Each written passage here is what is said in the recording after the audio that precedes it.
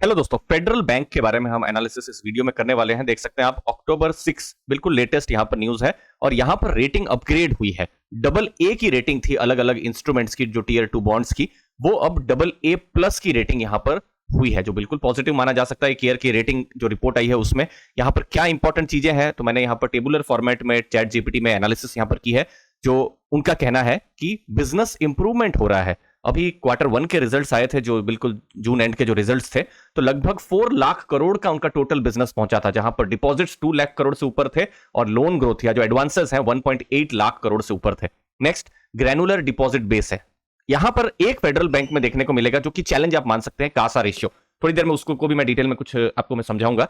Current account, saving account deposits उनका कम है बाकी जो दूसरी बैंक्स हैं उनके कंपैरिजन में, लेकिन उनके पास टर्म डिपॉजिट्स बहुत है, तो ये 82% है लगभग। तो कासा प्लस टर्म डिपॉजिट एक अच्छा नंबर यहां पर आ जा रहा है। नेक्स्ट है कैपिटलाइजेशन, कैपिटल एडिक्वेसी रेशियो। ये एक बहुत इंपॉर्टेंट कॉन्सेप्ट होता है किसी भी बैंक को जब हम एनालाइज करते हैं। आप ऐसा मान सकते हैं कि बैंक के जो रिस्क वेटेड एसेट्स होते हैं, देखिए जब वो लोन देते हैं तो रिस्क में वो लोन दे रहे हैं क्योंकि लोन का पैसा भी वापस आना चाहिए, तो उस रिस्क वेटेड एसेट्स को कंपेयर किया जाता है किसके साथ, जो बैंक्स के जो कैपिटल है उसके साथ। तो आइडियली जो आरबीआई ने कहा है कि 12% से ऊपर होना चाहिए, तो ये कितना है 14.28%। इसको भी बिल्कुल पॉजिटिव मान सकते हैं। फिर क्या प्रॉफिट कर रही है फेडरल बैंक, तो देखिए 15,750 करोड़ का प्रॉफिट किया था FY22 में, मतलब लास्ट ईयर। और अभी जो बिल्कुल मार्च का जब रिजल्ट आया था 19,134 करोड़ का उन्होंने प्रॉफिट किया अभी, तो प्रॉफिट उनके इंक्रीज हुए। नेट इंटरेस्ट मार्जिन 3% के आसपास में है।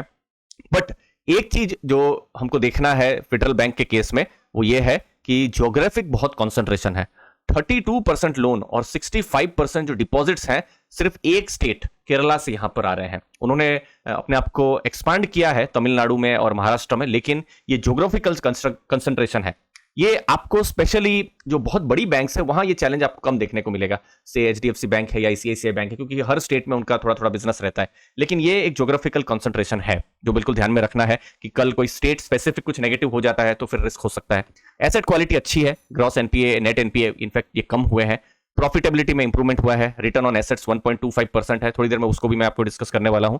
क्रेडिट कॉस्ट और फी इनकम उनका इंक्रीज हुआ है। रेटिंग उन्होंने स्टेबल का उन्होंने बात कहा है, लेकिन AA+ की उन्होंने रेटिंग की है और डाइवर्सिफाई कर रहे हैं अपनी लोन बुक को। लिक्विडिटी मैनेजमेंट भी उनका सही है। तो ये 10 पॉइंट यहां पर AA+ की रेटिंग किसको मिल रही है, फेडरल बैंक को। दोस्तों जब हम बात कर रहे हैं बैंक की, तो मार्केट कैप लगभग 34,000 करोड़ के आसपास है। इसका मतलब क्या है, आप इसको एक मिड कैप बैंक मान सकते हैं। अब नेक्स्ट सेट ऑफ एनालिसिस में जाएंगे दोस्तों, लेकिन उससे पहले आप हमारे टेलीग्राम लर्निंग ग्रुप को भी ज्वाइन कर सकते हैं, जहां पर बिजनेस एनालिसिस पर फोकस होता है।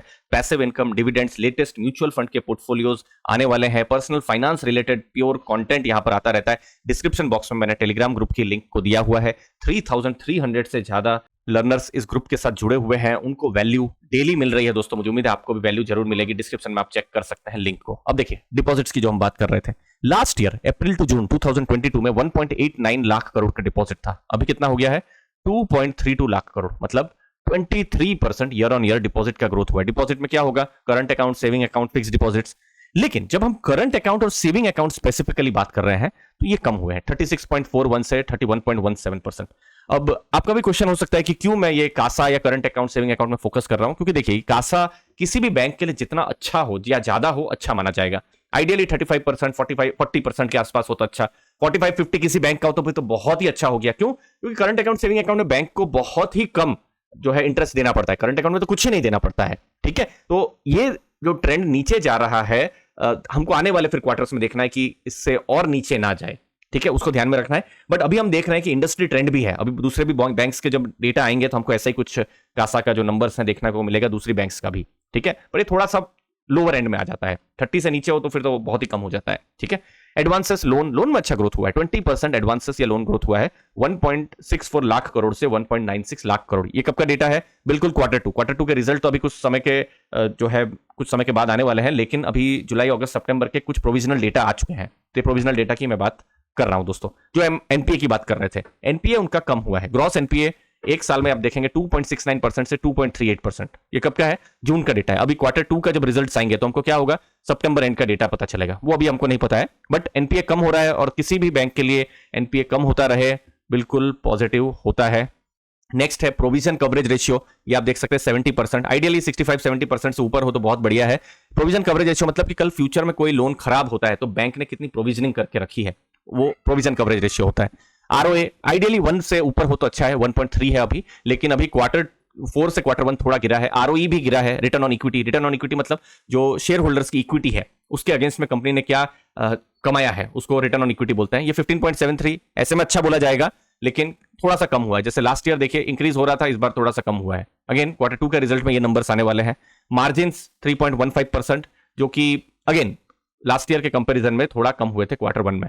अब देखना है कि Q1 के बाद Q2 में ये मार्जिन जो है एटलीस्ट इसी रेंज में रहते हैं या कम होते हैं। और लेट्स से अगर ये मार्जिन कम होते हैं, क्योंकि नेट इंटरेस्ट मार्जिन क्या है, देखिए बैंक कमाती है जो भी इंटरेस्ट है लोन्स हैं उससे, उसको माइनस किया जाता है बैंक के जो खर्चे होते हैं, ठीक है, और उसको फिर डिवाइड किया जाता है जितने भी बैंक्स के इंटरेस्ट बियरिंग जो है एसेट्स हैं उसके साथ, ठीक है। तो अब ये डिपेंड करता है बैंक टू बैंक। ये कब चिंता की बात होगी, जब किसी का नेट इंटरेस्ट मार्जिन गिर रहा होगा और गिरकर वो 2% या 1% हो जाए, तब बहुत चिंता होगा। अब ये थोड़ा सा गिर रहा है, ये तो हम देख ही रहे हैं, लेकिन बहुत ज्यादा अब नहीं गिरे। Q2 में थोड़ा स्टेबल हो जाए तो फिर थोड़ा पॉजिटिव हो सकता है। तो ओवरऑल हमको कुछ पॉजिटिव नंबर्स, नेगेटिव नंबर्स दोनों ही मिल रहे हैं जब हम फेडरल बैंक की एनालिसिस कर रहे हैं। तो लास्ट में एनआईएम थोड़ा प्रेशर में है, ग्रोथ स्ट्रांग है।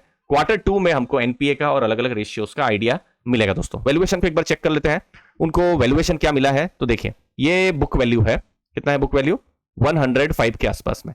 तो price divide by book value करेंगे तो प्राइस टू बुक वैल्यू आएगी, कितना आ रही है, 1.4 के आसपास में। अब देखना है अलग अलग बैंक का अलग अलग बुक वैल्यू होता है। तो फेडरल बैंक को हिस्टोरिकली क्या बुक वैल्यू मिला है देख लेते हैं। उनको price to book historically 10 year भी 1.4 मिला है, तो हिस्टोरिकल लेवल के आसपास ही वो ट्रेड कर रहा है। 5 ईयर में देखेंगे तो 1.2 मिला था, तो उसके कंपैरिजन में थोड़ा सा महंगा है। अब यही देखना है कि इनकी री रेटिंग होती है या नहीं, या फिर जो है कुछ जो डाइवर्सिफिकेशन उनका अच्छा हो गया, या फिर थोड़ा एनआईएम बढ़ गए, तो ये सब कुछ पॉजिटिव चीजें बिजनेस के लिए हो सकती है। ऐसे हम देखेंगे तो 1.4 का प्राइस टू बुक को कम ही माना जाएगा, लेकिन हिस्टोरिकली उनको यही बुक वैल्यू मिला है। लेकिन कुछ बैंक्स का री रेटिंग भी होता है, जैसे आईडीएफसी फर्स्ट बैंक है जिन्होंने बहुत अच्छा टर्न अराउंड किया है, अभी बुक वैल्यू 2.3 है। लेकिन हिस्टोरिकली अगर आप देखेंगे, जैसे 5 ईयर का बुक वैल्यू देखिए, यहां पर 1.2 का बुक वैल्यू था। कोविड से पहले 0.91 के आसपास का उनको बुक वैल्यू मिलता था, लेकिन अभी उनको अच्छा बुक वैल्यू मिल रहा है क्योंकि उन्होंने थोड़ा सा टर्न अराउंड किया है आईडीएफसी फर्स्ट बैंक ने। तो यहां पर भी कुछ अगर और ग्रोथ के सिग्नल्स आएंगे, कुछ मार्जिन्स बढ़ेंगे, प्रॉफिट होगा, तो फिर अच्छा यहां पर भी टर्न अराउंड जैसा होगा। बाकी स्टेबल बैंक है, जो नंबर से पता चल रहा है स्टीडी नंबर्स हैं, स्टेबल नंबर्स आए हैं फेडरल बैंक की तरफ से, कोई नेगेटिव सरप्राइजेस देखने को नहीं मिल रहे हैं। बट वही है, Q2 के रिजल्ट में और आइडिया आएगा दोस्तों। और रेटिंग उनका इंक्रीज हुआ है, ये एक पॉजिटिव न्यूज बिल्कुल है दोस्तों। अपने व्यूज जरूर बताइएगा कमेंट सेक्शन में। थैंक यू आपके समय के लिए, थैंक यू दोस्तों।